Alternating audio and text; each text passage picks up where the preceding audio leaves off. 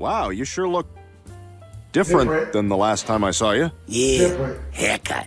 So, to get out of here, I just make a left out of the driveway. Number 1, Peter's shape-shifting ability in Season 3, Episode 21. One sunny day in Quahog, 2 guys are hauling a dangerous chemical tank through town when they decide to show off by performing a cool stunt, doing a wheelie with the tanker. Bold move, right? But of course, things don't go as planned. Wow, that was great! Despite the loud crash, Peter and Brian are chilling on the couch, watching TV like nothing's happening. 6 bats!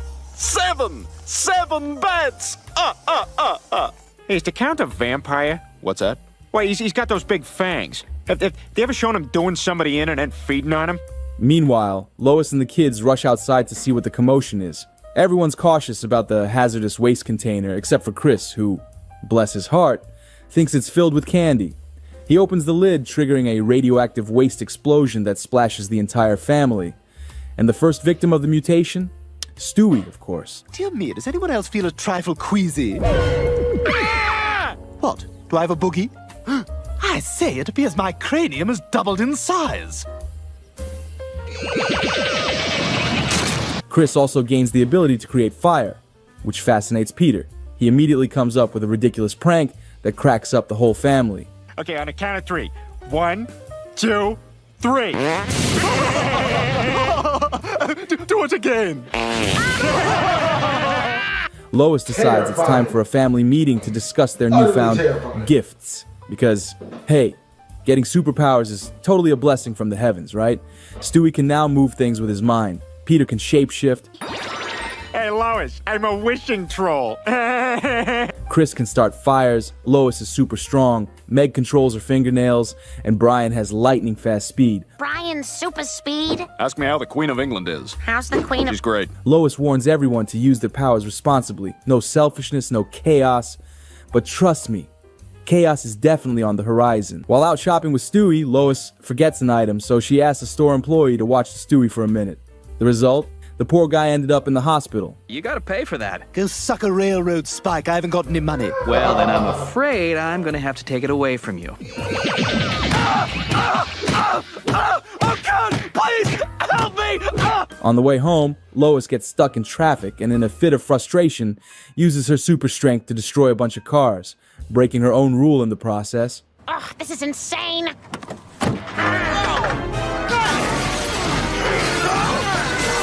At school, Chris uses his new fire powers to roast a classmate named Hector for calling him Chris Gristle, which sparks a full-blown fire at the school. You remember that time you called me Chris Gristle? I think so. Well, burn for it!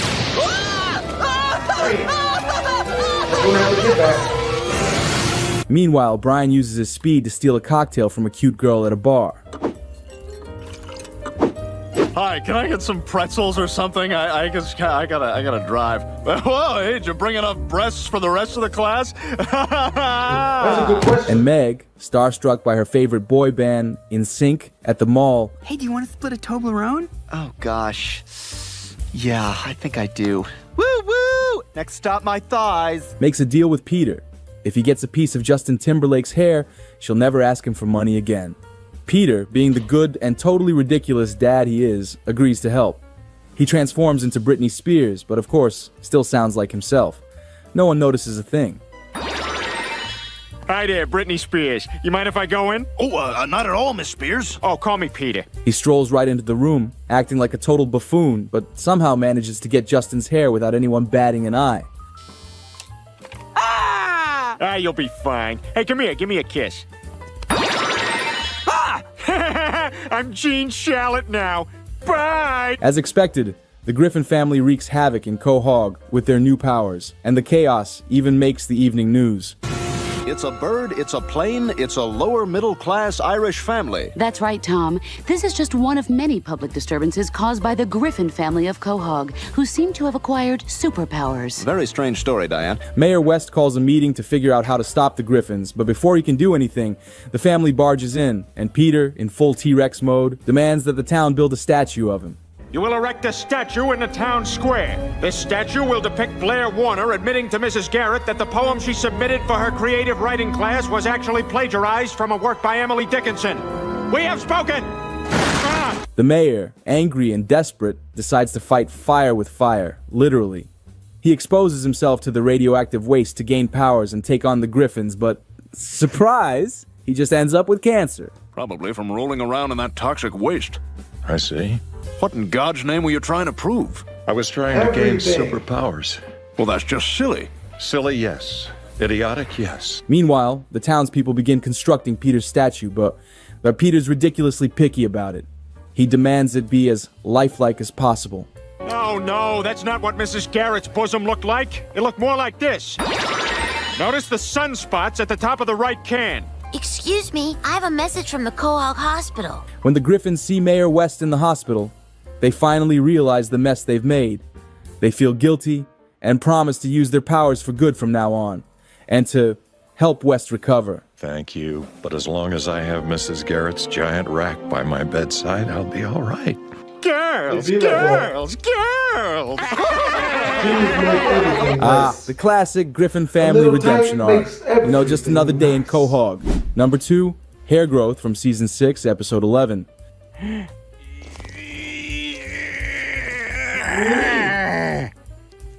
There we are. Stewie and Brian are at Joel's second birthday party, and let's just say Stewie's not having the time of his life.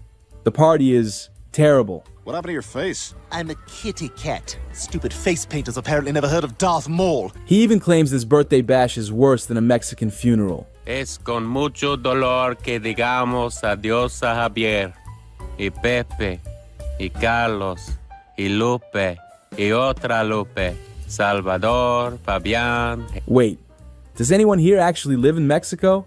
Are funerals there always this crowded, like some kind of mass event? Jesús, María, Vicente, y los perros de Vicente.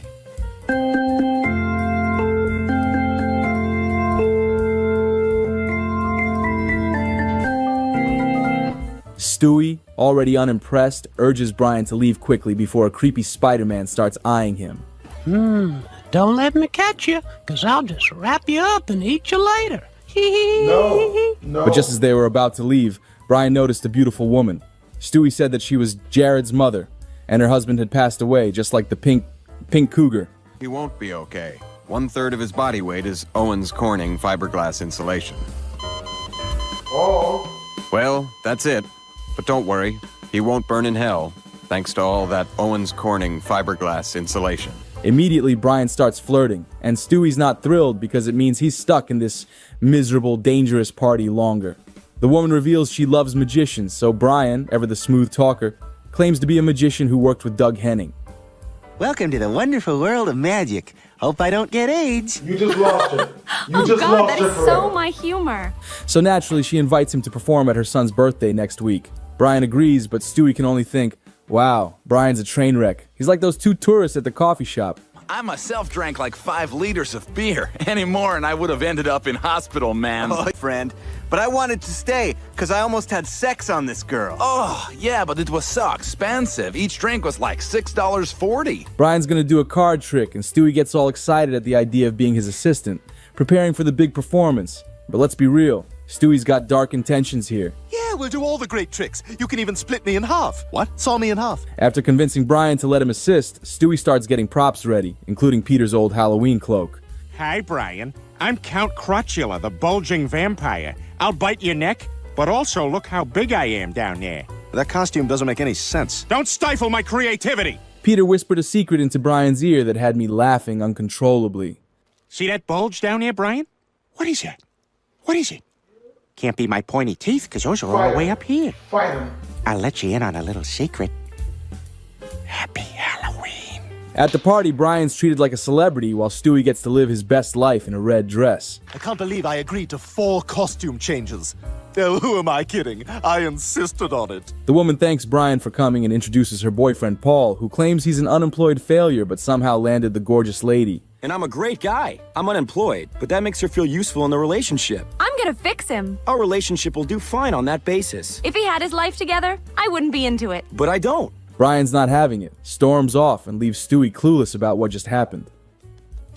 Are we doing this thing or what? Brian? Brian? Well, this was a lot of effort for nothing. Back home, Brian's feeling down, thinking about his amazing ex, Tracy Flanagan. Stewie suggests he should track her down, but Brian's unsure. He's not exactly a great catch. And then, in high school, I was violated sexually by my father. It happened on numerous occasions, and I was too afraid to tell anyone because I felt like somehow it was my fault. So, you do go all the way? He finds Tracy's house, and to his surprise, she's not the same as she was. Time and bad life choices have taken their toll. Wow, you sure look different than the last time I saw you. Yeah, haircut. So, to get out of here, I just make a left out of the driveway and drive as fast as I can? Yeah, Brian, you're that bad. As he's about to leave, she drops the bombshell. They have a kid together. Lies. Wait, what? How is this even possible? Brian, this is Dylan. He's your son. Oh, no way! Jerry! Jerry! Jerry! Tracy says she wanted Brian to meet their son Dylan for a while. Brian's not exactly thrilled about it, muttering that this situation is even worse than that goodbye scene in The Wizard of Oz. And I think I'll miss you most of all, Scarecrow. Oh, okay. It's kind of an odd thing to say. Yeah, sort of a weird comment right in front of all of us. Kind of thought this was a team effort. Yeah, really glad I risked my life and everything. Yeah. Dorothy says she'll miss the Scarecrow the most, but the Lion and Tin Man are just annoyed because they're jealous. You're like 5 minutes from gone and you leave with that? Yeah. You know, that's like cutting a huge fart and then walking out of the room. And that's how we'll remember you. As a big fart. That's racist. Goodbye, big fart. At home, Brian's panicking because Dylan acts like a tiny gangster. Shouldn't you be in school? I don't know. It's Wednesday. Up yours! Nice kid. Peter agrees, saying, "Thank goodness I don't have to raise that kid. My life would be worse than a widow's." Quiet! Keep it down up there! What did I just say? I'm calling the police! Lois tells Brian to take responsibility and raise his son. It's a rewarding experience. Peter, he's against it. Right then, Dylan shows up at the Griffin house with a letter from Tracy, demanding Brian take care of him. To Brian from Tracy. He's your problem now. P.S. Will you write me a letter of recommendation for the University of Phoenix? No, I'm not going to put myself on the line like that. But Dylan, oh my God! Brian is still in shock, but Stewie quickly introduces Dylan to everyone. Lois is freaked out by the kid's behavior. Dylan, it's so nice to meet you. Shut up, bitch! Oh, he got you, Lois. Brian, being the worst dad ever, won't let Dylan stay until Lois convinces him. As soon as Dylan goes up to Chris's room, he declares that everything in the house is now his and defeats the evil monkey in the closet, which Chris finds hilarious.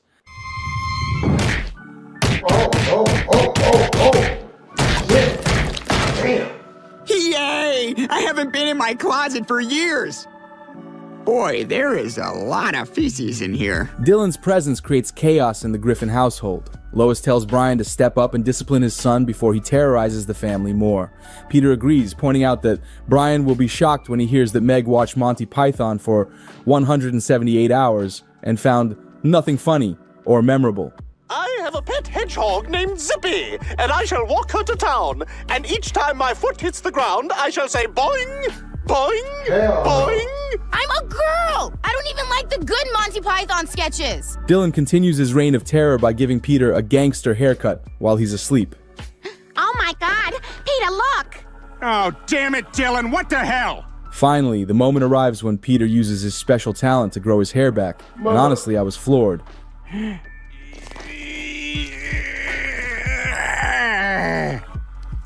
There we are. Number 3, Peter's epic transformation in Season 11, Episode 19. All right, drunken clammers, this is it. The most important game of the season. Now, is everybody drunk? Yeah. Aye, completely. Okay, good. And did nobody warm up? No, I did not warm up at all. Good. During a drunken softball game between the Drunken Clam team and Goldman's Pharmacy, I couldn't stop laughing at the sight of Seamus. Because let's be real, how can a guy whose limbs are made of wood possibly play a sport? I mean, come on. And to make things worse, the team's captain is none other than Peter, who's more interested in drinking beer than winning, so yeah, that's a game they're destined to lose. Can we leave our bad-for-the-environment styrofoam coolers behind when we leave? Yes, you must leave them behind, and they must be in a crumbly mess so that the city cleanup workers have to chase the little bits when the wind blows. When Goldman's Pharmacy showed up, Quagmire immediately started teasing them with a joke. Hey, Goldman's Pharmacy, can you fill out a prescription for us for diarrhea? We're about to get the runs. But Mort, being the legend that he is, introduced the team's new secret weapon, Jerome. And let's just say, Peter's team was suddenly a little more intimidated. What the hell, Jerome's on your team? That's right. We got to know each other while I was following him around my store. What's up, fools? I'd like to dedicate my performance today to Miss Whitney Houston. Oh, we are. As the game progressed, Mort kept cheering for Jerome like his life depended on it, hyping him up so much it felt like he was about to win an Olympic gold medal just for hitting the ball. Come on, Jerome. Get a hit so I can bring a sports trophy home for my parents. Jeffrey Lipschitz has 2 soccer medals. I can't play soccer. I have newborn calf ankles. You know this, damn it. Jerome, of course, used his incredible strength to smash the ball so far it literally broke a neighbor's window. Are you having a nice morning, dear? Oh, yes. I love living here in the next town over. Peter, on the other hand, was sweating bullets because he'd promised a sick kid that he'd hit a home run for them. Sorry, I struck out looking. Wait, you're not the kid I promised. No, he died last night. Oh, phew. Then Jerome, in a fit of overzealousness, hit the ball so hard it accidentally knocked Horace out cold. And by out cold, I mean, well, he didn't make it. He's dead. Oh, no! Let him rest in peace. Let's put some leaves on him and go get some ice cream. At the funeral, everyone showed up to pay their respects, except poor Brian, who somehow got left behind on the car. Ouch. I'm gonna pee! Jerome felt pretty awful about the whole thing, but Peter tried to cheer him up by comparing it to how he was always the one left without the good order at dinner. Yeah, comforting, right? I'll have the halibut. Ah, great choice. I'll have the New York strip steak. My absolute favorite dish here. It is a spectacular cut, superbly seasoned, and the marbling is some of the best I've ever seen. And I'll have the chicken. Quagmire was so choked up he couldn't even speak, and Peter, well, Peter's version of grieving is honestly so ridiculous I couldn't stop laughing. Good afternoon. I'd just like to say that before today, I didn't know the Munsters were driving around in a funeral car. I'm beginning to think everything on that show was a big joke.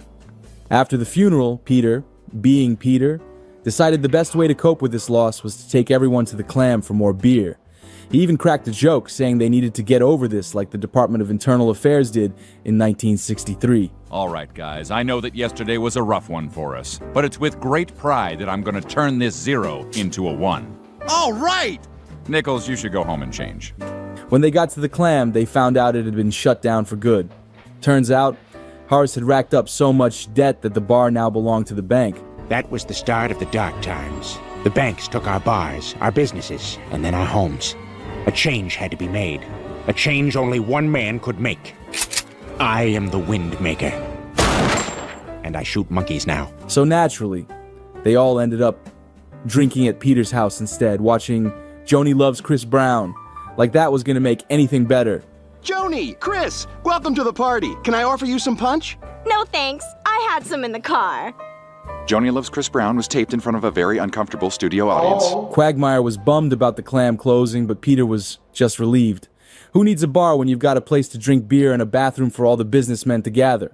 I mean, as long as we got a place to drink and a restroom for businessmen to have homosexual encounters. Hey, thanks for the sex. Thank you for notarizing those documents. Lois was not thrilled when she saw Peter had turned their home into a makeshift bar, but Peter had a very valid reason for it. I don't even like those He type said of it was jokes. the only way for them to bond, and besides, their attempts at quitting drinking had failed miserably. I just don't think a good way to start a screenplay is 400 years ago in Bethesda, Maryland. Yeah, and don't you think it's confusing that every character in the movie is named Movie Guy? Come on, you guys, the Oscars are next week, so let's get this done. That night, Peter took his friends back to the Clam, despite it being closed, because, hey, why let a little thing like property law stop you from boozing, right? That's real. Joe pointed out that sneaking in was illegal, but Peter insisted he'd tried spending more time with family, mostly by checking if Chris had autism. Classic Peter logic. Not overly affectionate. So they broke into the bar through a window. Naturally, they were all thrilled.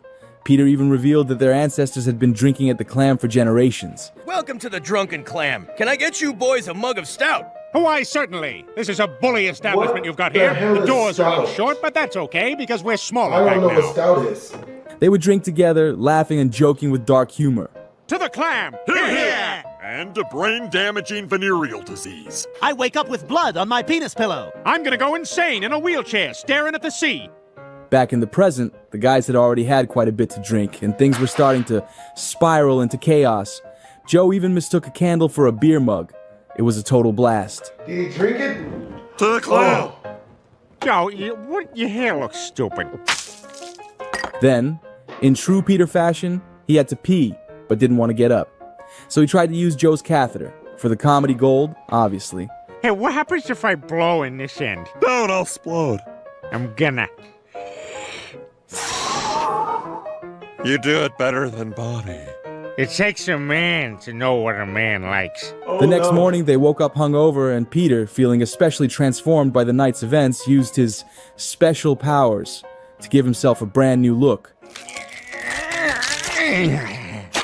Wow, that's amazing. Yeah, but for the next 10 minutes, I'll be very vulnerable to predators. Now he was a pink-skinned version of himself with a fresh, hilarious method for dealing with predators. Mountain lion, make yourself look big!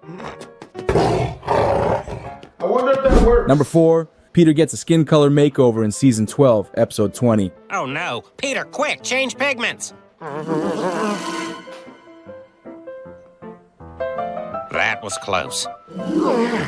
As Joe boasts about his romantic escapades with Bonnie, Cleveland returns to Family Guy and gets teased in good fun over his own show, The Cleveland Show. Your logo was stupid. It looked like a big purple penis, and your ratings blew. We did about the same as Bob's Burgers. That's your bar? Oh, shame on you. Lois is thrilled to have Cleveland back under their roof.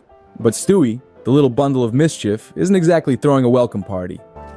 It'll be nice having Cleveland back across the street. Why? I think a lot of times you only say things because they make you sound good. Donna happily remarks on the reunion of Peter and Cleveland, and Lois agrees, noting that now Peter will have something to do other than flush the toilet while jamming out to Slow Ride by Foghat.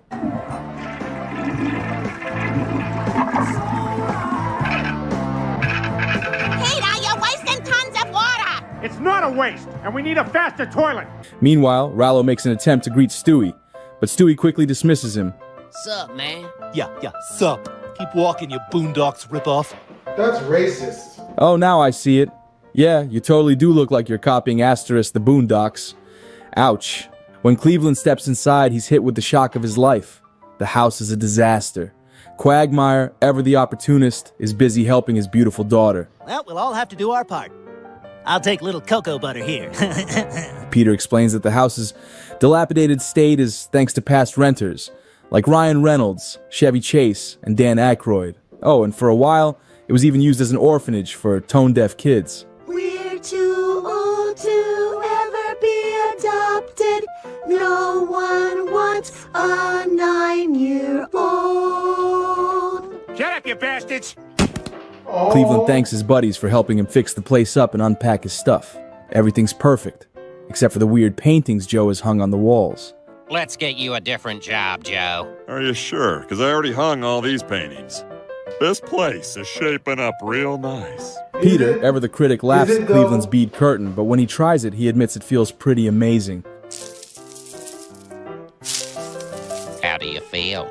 Awesome.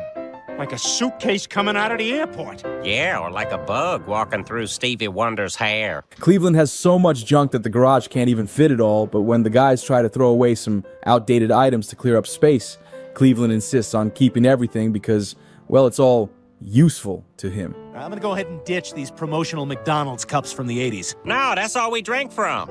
That's the Riddler right there. He would make inquiries to set your mind a jumble. Quagmire can't understand how Cleveland can live like this. He'd rather live in a house full of kids than a house full of garbage. There's juice boxes in the fridge, and if you get hungry, there's plenty of goldfish in the couch. Feel free to watch TV with the sound off, and the kids will be down here first thing in the morning to antagonize the dogs. Oh, and everyone here has pink eye. The next morning, Chris overhears Rallo reading a story about The Rock, which gets him so pumped up that he smashes a flower vase over Rallo's head, thinking he's going to be the next wrestling champ. Do you have any folding chairs? No. That's all right, I'll use this. Folding chair! Ow! What was that? Donna is livid when she sees the broken vase, a precious heirloom from her great aunt. She decides it's time to teach Chris a lesson. It hurts. I can't believe Japanese men pay good money for this. At work, I am important businessman. Here, I am bad boy. Chris, horrified, runs home to Lois, telling her, "Mrs. Brown hit me." But here's the funny part. He was so terrified that he didn't even have time to pull up his pants. Mom, Mrs. Brown spanked me. What? And you still haven't pulled up your pants? Chris spills the beans about what happened, and Lois is not happy. She insists Peter go to Donna's house to make it right. But Peter, ever the problem solver, suggests Lois chill out a bit and find another way to blow off steam. His idea? You could always do what I do, toss a dumbbell into a crowd and act like it was an accident. Classic Peter. I forgot to make it look like an accident. Lois, though, is beyond mad. She storms over to Donna's house, ringing the doorbell like it's her job. Donna, what gives you the right to spank my child? It always smells like the same meal over here. When Donna answers, Lois immediately demands to know why she hit her kid. The two women go toe-to-toe, each defending their actions. Lois claims she never hits her kids because they're well-behaved, right, Lois? But Donna counters that her kid is currently up on the roof. Stewie, you get down from there this instant. Munch me, bitch. Right now, Stewie, or you're in timeout. How many gray pubes you plucked today, you old bag? Yikes. Donna calls Lois a terrible parent, which sends Lois into full mama bear mode. She declares that from now on, their families are done with each other. That includes you, Peter. I don't want you ever talking to Cleveland again. And Cleveland, I forbid you from ever talking to Peter again. But Stewie, ever the instigator, decides to make things even worse by hurling insults at Lois from the roof. Talk about throwing gasoline on the fire. Damn all that. Hey, Lois, look, I'm smoking. You can't control dick. I'm a roof baby now. At the Clam, Joe is trying to work out plans for his daughter's birthday when Cleveland shows up, making Peter awkwardly shift in his seat. Hey, y'all. Sorry, Peter. I'll get out of here. No, I'll go. It's okay. So Cleveland explains that their wives had a fight and banned them from hanging out together. Just then, Donna peeks in through the door, spying to see if Cleveland and Peter are drinking beer together. In that moment, the two friends decide to use their special abilities to swap skin colors. Peter, quick, change pigments. After Donna leaves, they quickly change back and breathe a sigh of relief. Crisis averted. For now. That was close. Number 5. Peter teleports home in season 21, episode 6. No, it's okay. I'll just black out and never know how I got home. Works every time. And it's good for the environment, maybe. The Griffin family, along with their friends, head to a Halloween festival. Lois is bubbling with excitement, happily exclaiming about how great it is to be there. But Peter ruins the moment by sarcastically muttering. Yep, thanks to the vaccines, we can all get back to doing the things we hate. Lois, clearly fed up with Peter's lack of effort to be part of the family, grumbles about his behavior. They argue until a random woman walks by, momentarily stopping their bickering. Look, I'm doing the best I can, but I gotta tell you... Whoa. Careful. Peter then spots his boss and rushes over to ask why he's wearing a particular hat. Preston casually explains that he's dressed as 90s comedian Pauly Shore. You mean Pauly Shore? Perhaps in less formal circumstances. You may recall he borrowed heavily from surf culture with phrases such as, hey, buddy, and grindage. I don't think this costume is working. Neither is Pauly Shore. The Griffins then make their way into a house ominously called the House of Unskippable Podcast Ads. Before we get to the thrilling conclusion of Murder at the South Pole, I'd like to tell you about Untucked Shirts. I'm hitting skip ahead, but it's not doing anything. True to its name, once they put on the headphones, they can't skip the endless ads. The big game was on the boob tube, but the biggest touchdown was the perfect length of my friend's premium-made, affordably priced shirt. Literally no one talks like that. The family is left bewildered, trapped in a weird digital nightmare. So I went right home and binged Untuck It on my Microsoft Surface. Is this a promotion within a promotion? Untuck It shirts. We weren't here for Kevin James, but we're here now. Meanwhile, Lois, the family planner, pressures Chris and Meg into signing a fun trip declaration to prove they had a good time for some sort of mommy meetup group. Wow, very good. I see everyone had a good time. Would you like to spin the wheel of mom prizes? Ooh, parking meter dimes. Lois, ever the strategist, even uses this as an opportunity to make Bonnie take her turn with the worst option on the plan. Classic Lois. Donate spin to mom you wish to belittle. Oh, thank you. But you know Bonnie needs this more than I do. Her rejuvenation only made things worse. Peter and his gang of misfit friends stumble into a haunted house, where they find a creepy 3D image room that scares Cleveland half to death. Holography? That's next door to witchcraft, and down the hall from David Blannery. I do not care for his ruses. But with some encouragement from Quagmire, they venture on, only to be puzzled by a 3D image of Michael Cera. Oh, it's the real me. I'm just kind of translucent. Oh, hello, Hollywood. Yes, I would like to star in an action movie franchise. That's not a Bluetooth. He just stuck a Tootsie Roll in his ear. Then, Peter discovers a room with a data scanner that creates perfect replicas of people. That sounds kind of bogus. Does the science check out on that? They used it on Star Trek. You got a problem with Star Trek? Okay, take it easy. I accept your explanation. We all should. It's Halloween. Intrigued, he trades his shirt for the machine, setting off a chain of events that leads to his own personal clone being made. Boy, this is the first button-down shirt that looks great untucked. It's an untuck it. What's their secret? Oh, they just make shirts a tiny bit shorter. Genius! Back at home, Peter sets the machine up in the basement and instructs it to create a doppelganger who will do all the work he can't be bothered with. Please input personal characteristics. Do they have to be true?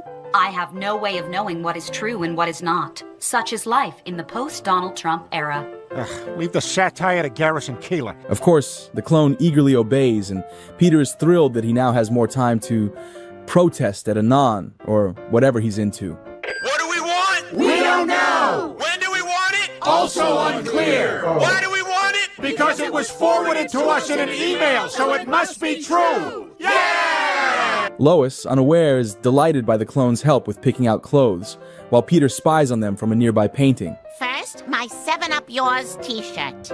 That was the most provocative thing ever put on television at the time. You have to keep that. Okay, great. But, plot twist, he somehow gets trapped inside that painting, needing to call for help to get out. Classic Peter move. Under-the-seat studio audience poncho from the Meredith Vieira show. Maybe it's time to say goodbye to Miss Vieira. Oh man, this is going great! Oh crap, I'm stuck! The next day, Peter hands his clone a list of increasingly bizarre and illegal tasks. Teach Stewie what sound the cow makes. It's moo. Quack is duck. Get opiates from John. Yeah, I'll give you John's number. Tell him it's Peter calling for opiates from John. He'll know what you mean. The clone agrees to do it all, making Peter proud of his genius idea. This is the best thing since the Mayflower hired a tour guide, he proclaims. Okay, everyone. From 8 until 9, we'll be trembling before our angry god. From 9 to 10, there's yellow fever on the Lido deck. And at 10, it's everybody's favorite, buckle hat bingo. The guy without a hat wondered, what will happen if we lose all our hats? What if we lost our buckle hat? Well, do you have a plain hat? Yeah. Do you have a belt? Yeah. You got a buckle hat. I just love knowing what's going on. Meanwhile, the clone is diligently helping Lois with housework, leaving her overjoyed and relieved. Meg thinks everything is going great, except for the heat. But not to worry, the clone comes to the rescue with a massive hat to shield everyone from the sun, while reading a funny quote from a dish towel. Ah, the small joys in life. And now to quote the kitchen towel, let us turn up the beat. Stop it, or I'm gonna wet myself. Me too. I always wet my plants. Later at the Clam, Peter gets totally hammered with his buddies. Joe thinks Peter's too drunk to walk home, but Peter, ever resourceful, taps into his special ability to teleport home safely. No, it's okay. I'll just black out and never know how I got home. Yeah, technically Works teleportation. every time. And it's good for the environment, maybe. Because why walk when you can just teleport your way out of a bad situation, right? And there you have it. Just another day in the life of Peter Griffin, where things are awkward, bizarre, and sometimes just plain hilarious.